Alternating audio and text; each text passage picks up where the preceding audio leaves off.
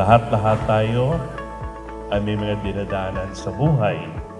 Nag-COVID kayo, tayo noon for 2 years, walang operation, walang mga client, pero nakasustain ang RBL.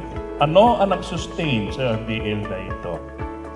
Hindi dahil sa kita nila, kundi dahil sa mga tao nagiging tapat sa kanilang bilang membro ng RBL. Hindi lang sapat na si Jesus ay maging tagapagligtas mo. Siya ba ang humahawak ng manubela ng buhay mo? Siya ba ang piloto ng buhay mo?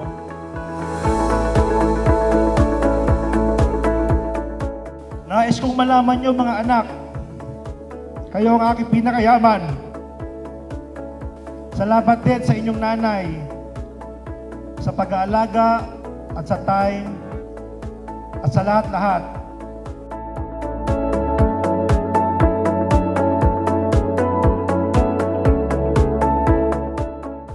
Let us maintain the peace and order in our company.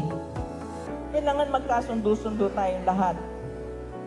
Kailangan nasa sa isa tayong direksyon. This coming 2025, let us all unite, go with one direction, provide our clients quality and satisfactory performance,